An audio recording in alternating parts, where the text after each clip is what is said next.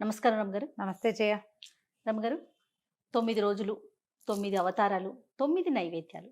ఇవే నవరాత్రులు కదా మనం చేసుకునేది. హ్మ్. ఈ అవతారాల గురించి, నైవేద్యాల గురించి ఒక్కసారి మాట్లాడుకుందామండి. ఒక్కొక్క రోజుకి సంబంధించి. దేవాలయ పద్ధతిని బట్టి, సంప్రదాయాన్ని బట్టి ఒక్కొక్క చోట ఒక్కొక్క రకంగా చేస్తారు జయ.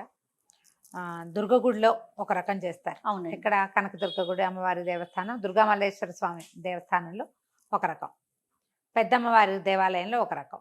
ముందే చెప్పుకున్నాం మనం, శ్రీశైలంలో ఒక రకము, ఆలంపూర్లో ఇంకో రకము, అవును. శృంగేరి మఠాల్లో ఒక రకము, కంచి మఠాల్లో ఇంకొక రకం. ఏదైనా అమ్మవారి స్వరూపమే అనుకున్నాం కదా. అవును. నవదుర్గా స్వరూపాలు వెలయిస్తారు శ్రీశైలంలో. హ్మ్.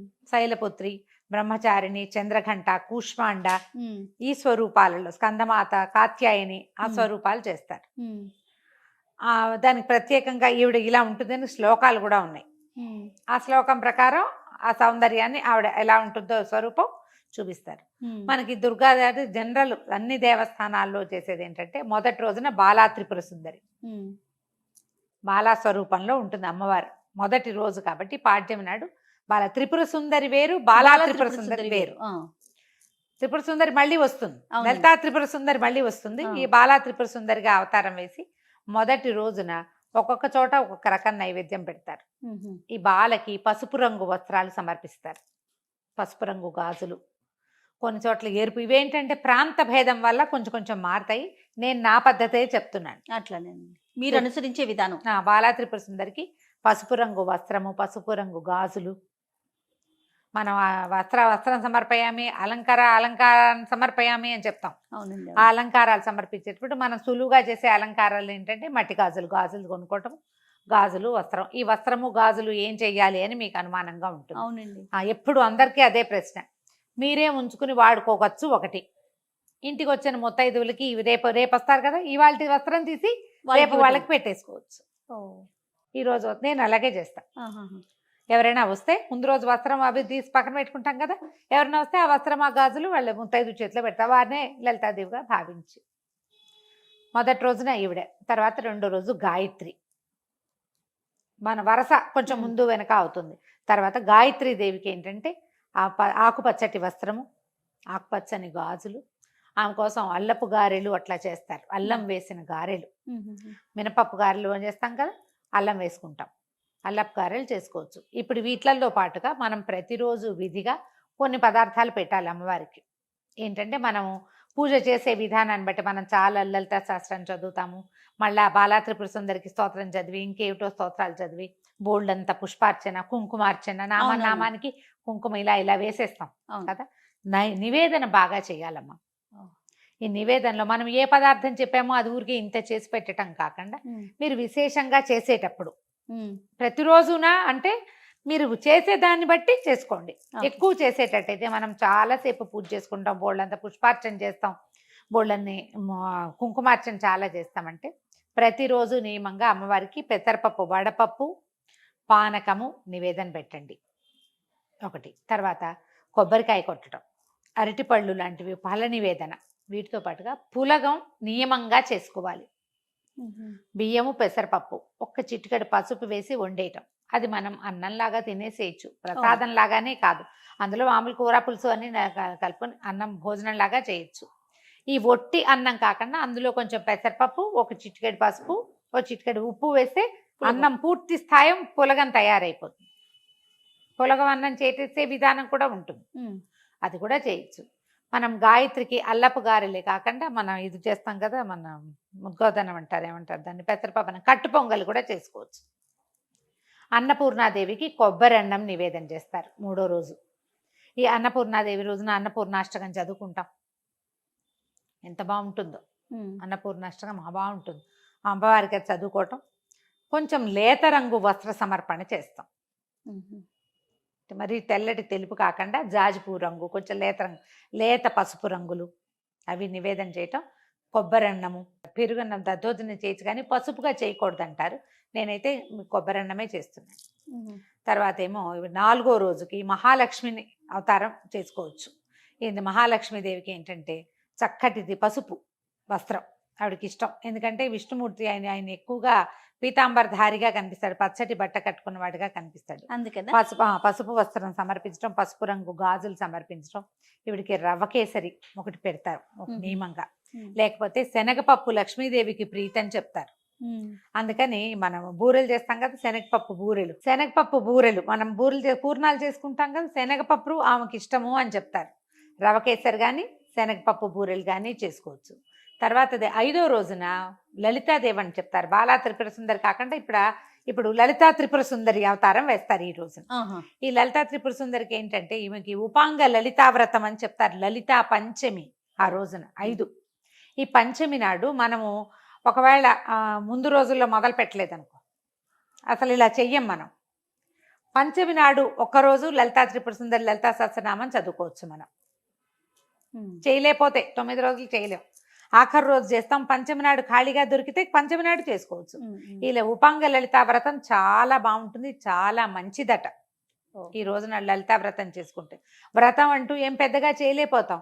అమ్మవారిని పెట్టుకోవడం, బొట్టు పసుపు చూపించడం ఆమెకి, తర్వాత లలితా సహస్రనామం చదువుకోవడం. లలిత అష్టోత్తరం చదవండి ఈ రోజున.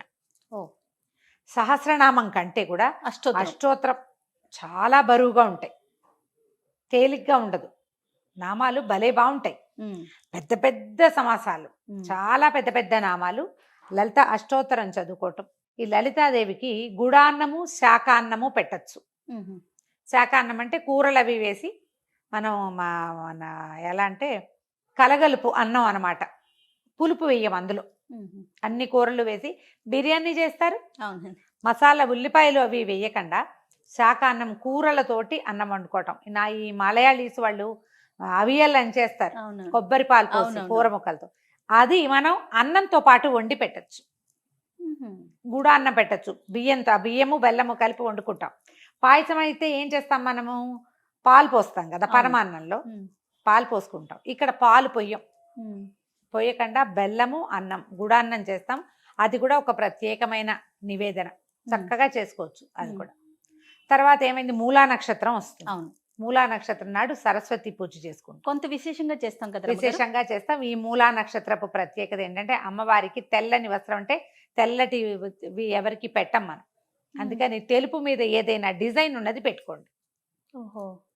తెలుపు మీద ఏదైనా డిజైన్ ఉన్నది, ఎరుపు లేదా పసుపు రంగు గాజులు సమర్పించవచ్చు. అయితే ఈమెకి ఏం చెప్తారంటే పెరుగన్నము నివేదన, తర్వాత ఏమో కొబ్బరన్నము, తెల్లటి పదార్థాలు, పంచదారతో చేసిన పాయసము. మామూలుగా బెల్ల పాయసం చేసుకుంటాం కదా, ఈ రోజున మనం తెల్లని పంచదార పాయసం నివేదన చేయొచ్చు. సరస్వతి పూజ రోజున మనం పిల్లలతోటి ఏదైనా పుస్తకాలు అవి పెట్టి చక్కగా స్వస్తికో ఓంకారము వేసి అమ్మవారి దగ్గర పెట్టించి నమస్కారం చేయించండి. సరస్వతికి సంబంధించిన ఒక శ్లోకం చెప్పండి. మూలా నక్షత్రం రోజున మనం అక్షరాభ్యాసాలు చేయిస్తారు. కొత్త విద్య ఏదైనా మొదలు పెట్టదలుచుకున్న వాళ్ళు మొదలు పెట్టుకోవచ్చు, విశేషంగా చేసుకోవచ్చు. మూలా నక్షత్రం మిగిలిన విజయకపోయినా మూలా నక్షత్రం చేసుకుంటారు. అవును. ఇక్కడ నుంచి సప్తమి అష్టమి నవమి వస్తాయి కదా. అయితే సప్తమి నాడు ఒకవేళ మనం నక్షత్రం మూలా నక్షత్రం సప్తమి నాడు పడిందో షష్ఠి నాడు పడింది అనుకోండి, ముందు వెనక అయిపోతుంటాయి కదా తిథులు. మహాలక్ష్మిని ఇటు సరస్వతిని అటు తిప్పుకోవచ్చు అనమాట. ఎలా కుదిరితే అట్లా మన తిథులను బట్టి. నేను తిథులు చూడాల, మామూలు క్యాజువల్గా చెప్తాను. అవునులేండి. అక్కడి నుంచి దుర్గా అష్టమి నాడు దుర్గని చేసుకుంటాం. ఈ దుర్గాదేవికి ఏంటంటే మనం గారెలు, తర్వాత ఏమో పాయసము, పులిహోర, మంచి కలర్ఫుల్గా ఉండేవి, బాగా ఎర్రటి మన ఏమంటే బెల్లం కూడా ముదురు రంగు బెల్లంతో పాయసం చేయమంటారు. ఎక్కువగా చిత్రాన్నమే పెట్టుకుంటాం, పులిహోర నివేదన చేస్తాం అమ్మవారికి. ఆమెకి ఇష్టం అని చెప్తారు.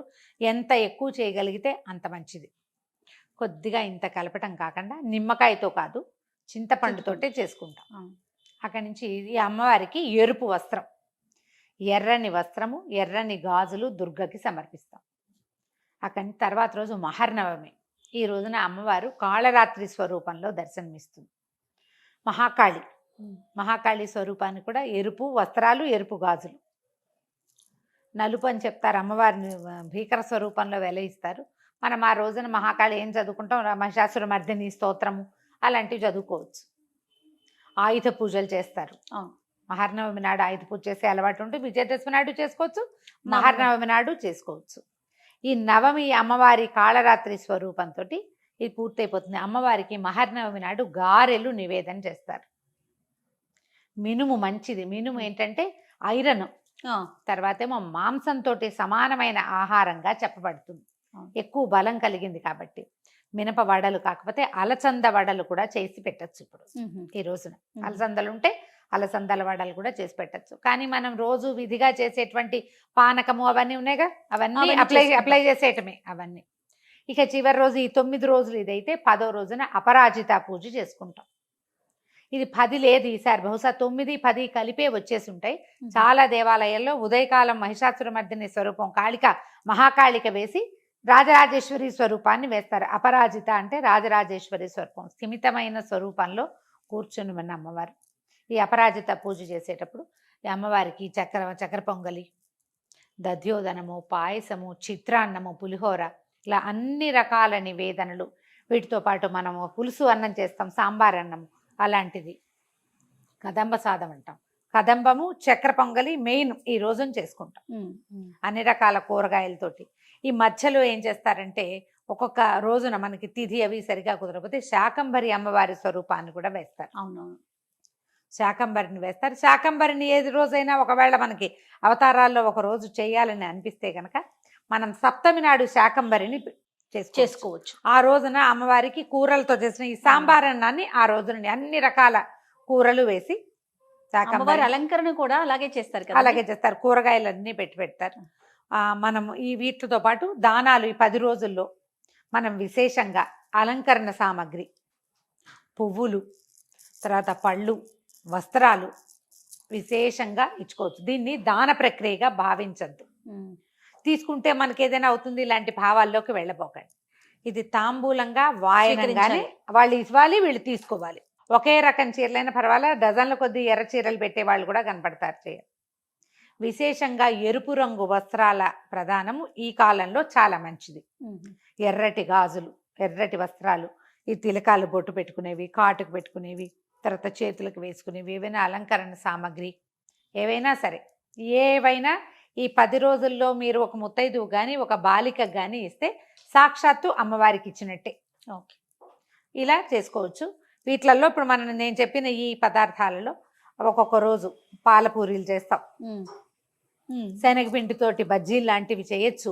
ఒకటి తీపి చేసాం, ఇంకొకటి కారంగా చేయాలంటే అవి కూడా చేసుకోవచ్చు.